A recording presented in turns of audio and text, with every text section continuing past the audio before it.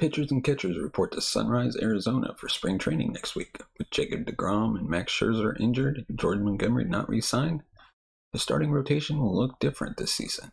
Here's a way too early prediction for the Rangers' starting rotation this season.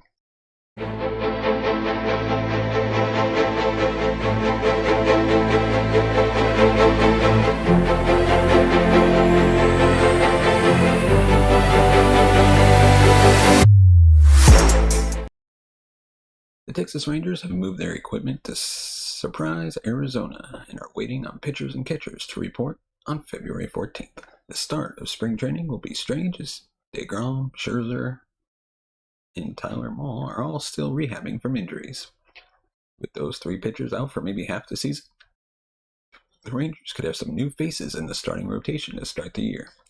So let's take a look at the projected starting rotation for 2024. Starting off, number 1, Nathan Eovaldi. Nasty Nate should be the opening day pitcher this season due to his postseason heroics last season. He's arguably the best healthy pitcher the Rangers have right now. He finished 2023 with a .365 ERA and 132 strikeouts. His starting experience will help the Rangers get through the first half of the season without deGrom or Scherzer. He finished off the World Series in 2023 with a legendary performance in Game 5. Texas will probably lean heavily on Eovaldi to be the leader and stabilizing force for this rotation early on in 2024. At number 2, Jon Gray. Who's ready for another season with Jon Gray on the mound for the Rangers? Gray is entering his third season for the Texas Rangers. He was up and down through the 2023 season. He finished the regular season with a 9-8 record and a .412 ERA. He came up huge in the postseason, pitching out of the bullpen. He and Scherzer together helped the Rangers take the series lead in Arizona with a combined 6 strikeouts in Game 3. He should be the second starter in the starting rotation while deGrom and Scherzer are rehabbing. He'll be back in the rotation to start the season, and the Rangers are hoping for a healthier season for the veteran right-hander. Number 3, Andrew Heaney. While his .415 ERA doesn't look great on paper, the Rangers will need Heaney this season. He finished the season with 151 strikeouts and was solid coming out of the bullpen in the postseason. It's hard to find a pitcher who batters have such a hard time making contact against. The way that he mixes up his four-seamer, slider, changeup, and curveball makes him a weapon on the mound. Heaney was able to remain healthy throughout 2023, and the hope now is that he can find a way to pitch deeper into games and limit the amount of short starts he has in 2024. And at number 4, of course, Dane Dunning. It's great to have the Great Dane back for another season. Dunning had a 12-7 record while recording 140 strikeouts last season. During his tenure with the Rangers, Dunning has been used as a starter and a middle relief pitcher. Dunning was moved in the starting rotation after deGrom was injured last season and provided quality innings as a starter. He also was a solid pitcher in the bullpen during the playoff run. 2024 could be the year that Dunning takes the next step from a good pitcher to a great pitcher. And number 5, Cody Bradford. Cody Bradford will compete to be in the starting rotation to begin the season. Bradford finished with a .530 ERA and struck out 51 batters last season. Bochy trusted Bradford on the mound and was rewarded in Game 2 of the ALDS when Bradford pitched 3 2/3 scoreless innings as Texas went up 2-0 in that series against the Orioles. Bradford averaged 3 innings a game last season as a starter. He'll need to show that he can get through a lineup more than once if he is to stay in the starting rotation long term. And number 6, Owen White. Before everyone comes after me for adding Owen White to the rotation as a 6th pitcher, listen to why he should be in the rotation. With deGrom and Scherzer out for half a season, White would be the 6th starter in the rotation. He'd give the other starters an extra day of rest, and they could make this a bullpen game. It would be only until the injured starters come back, but it would give the Rangers a look if they want to add White to the bullpen for the remainder of the year. It would also carry the competition between Bradford and White into the regular season. Whoever pitches the best stays on the team when deGrom, Scherzer, and Mahle return. There is some doom and gloom about this rotation, but the talent is there for it to be a good enough rotation to help this team stay above water. That is all they need to do is pitch well and stay healthy until reinforcements arrive. Be good enough will likely be the motto for this rotation. ADOLIS, GARCIA, and the Rangers were scheduled for an arbitration hearing, but in the waning hours before the hearing, they managed to strike a 2-year deal. In the few remaining hours before the scheduled arbitration hearing, the Rangers were able to come to an agreement with ALCS MVP and playoff superstar ADOLIS GARCIA. The deal locks up GARCIA for the next 2 seasons, avoiding having to go through arbitration again after next season. The base AAV is $7 million per year, totaling $14 million. The deal also has a complex series of escalators that can bring GARCIA's total earnings over the next 2 seasons to $20.25 million, if he hits certain performance criteria, as reported by John Heyman. This is great news for Ranger fans, as ADOLIS has proved to be the most valuable player outside of the middle infield for the Texas Rangers. In his first 3 seasons in Arlington, he has eclipsed 30 home runs twice, as well as exceeded 100 RBIs twice. He has also added 2 All-Star appearances and a Gold Glove through his first 3 seasons as a Ranger. And that's all before he proved to be a truly elite clutch player in the postseason, taking home the ALCS MVP after hitting 5 home runs and driving in 15 runs during the series against the defending champion Astros. Walk-off home run in Game 1 of the World Series cemented his Rangers legacy, as he surpassed 2011 World Series villain David Freese for most RBIs in a single postseason with 22.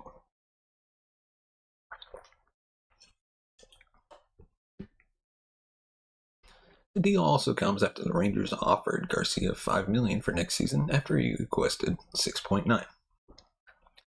It was the largest gap between a team and a player this arbitration cycle.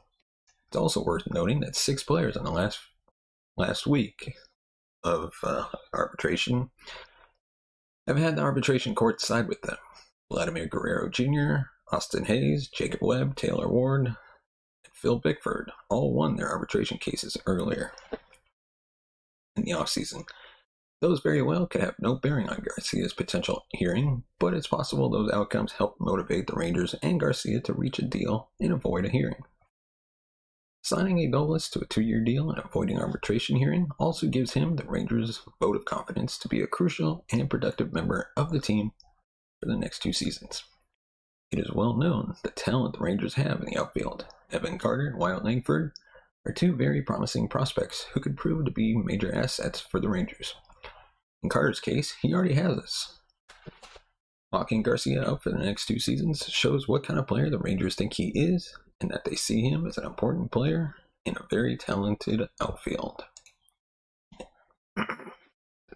So now, as we head into spring training, will Owen White be the talk of spring training for the Texas Rangers? Who will be this season's Cole Reagans? A player who comes to camp, is the talk of fans and the team, and potentially earns a roster spot.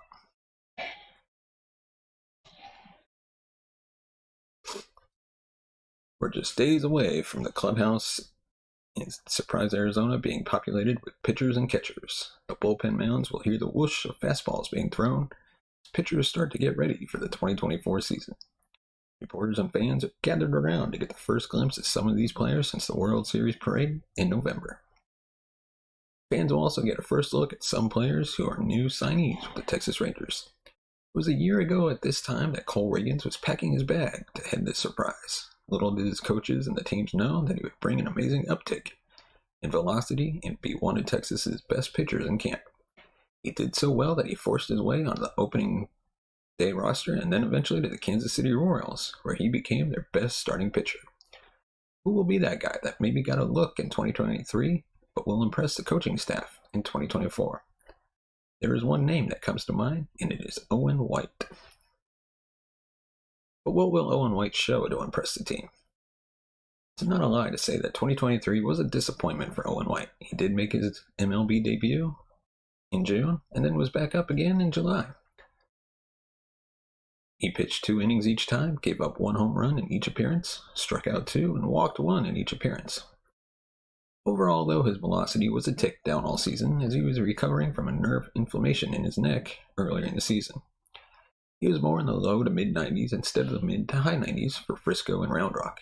His overall minor league numbers for 2023 saw him finish 4-5 with a 4.22 ERA, 80 strikeouts, 55 walks, and he pitched 108 and 2/3 innings. The expectations are not high for White in 2024. He should be reporting to camp fully healthy and will hopefully see his velocity return.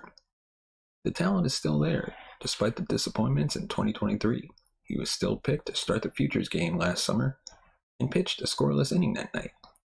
I think White will come to camp, show off that his fastball has returned, and that his secondary stuff is just as nasty as it was back in 2022. Texas is likely to take it slow with their starting rotation early in camp, and so that will give more opportunities to pitchers like White. It will be on him to take advantage of these appearances in much the same way Reagan's did in 2023.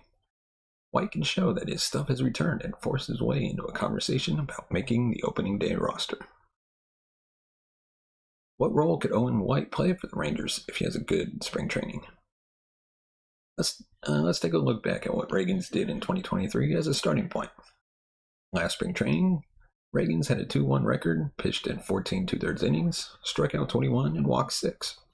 He made 6 appearances, including a 3-inning appearance against the Angels, where he threw 20 total pitches, and 19 of them were strikes.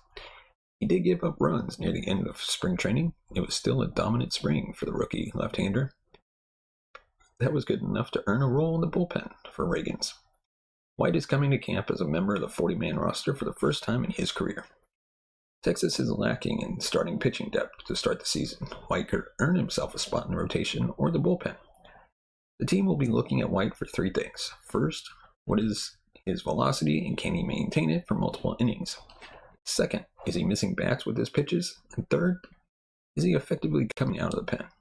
The velocity is important because it helps his secondary stuff be more effective. White needs to be averaging 95 to 96 and be able to touch 97 or 98. If he is doing that, then people will start talking. Reagan's was touching 100 miles per hour last spring training, and when he did that in a game, people were blown away. White can get people talking if he is touching the high 90s in bullpens as well as games. When White is going well, he gets a bunch of strikeouts. His most memorable appearance was in the AA championship game back in 2022. He had missed most of the summer with an arm injury, but he came back late and pitched in the final game of the Texas League Championship Series. He came on in relief and pitched to 6 batters and struck out all 6. He turned the tide in that game, and Frisco was able to come back and win the championship. When White is on, he can strike out anywhere from 5 to 10 batters in a start. He was missing that throughout much of 2023, as he had 15 starts with fewer than 4 strikeouts. The coaching staff will be watching to see if that has returned for this season. Finally, if White is to have a role on this team, it will be as a swingman, someone who will be able to start if needed, but mostly be called upon in the bullpen. It will be similar to the role that Dunning and Reagan shared earlier in the season before DeGrom went down and Dunning went into the rotation. It was the role Bradford filled in the second half of last season. It will be the role that White is competing for in camp. He will need to show that if called upon with runners on base, then he can come in and put out a fire.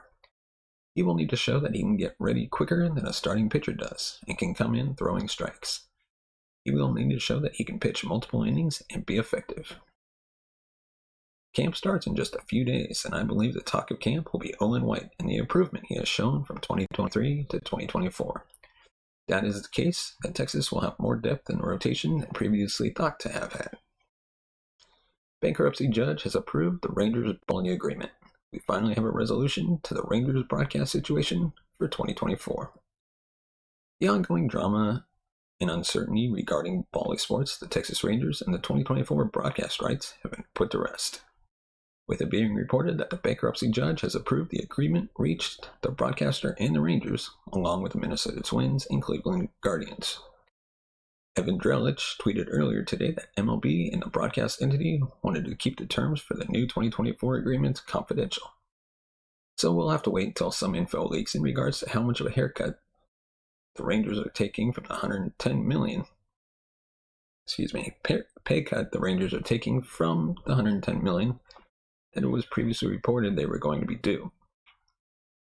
The Rangers have had a quiet offseason to date, and while part of that is due to the fact that their payroll was already fairly high, they are currently above the competitive balance tax threshold, which they passed for the first time in team history in 2023. It was also believed that uncertainty as to how much the Rangers would be getting for their TV broadcast rights in 2024 was also a factor.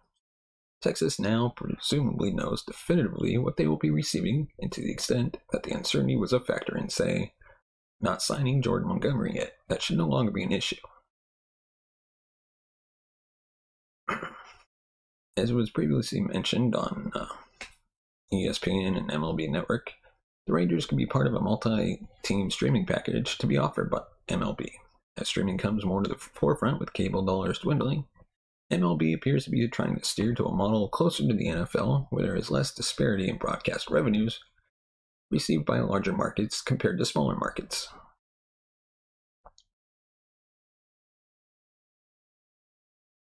Let us know your thoughts on the topics we covered in the comments section below. As always, give us a thumbs up if you like our video, hit that bell notification button and subscribe button. And of course, if you want to support the channel, you can go ahead and buy us a copy at buymeacoffee.com/TTRangers. As always, thank you so much for watching, listening. We will see you next time.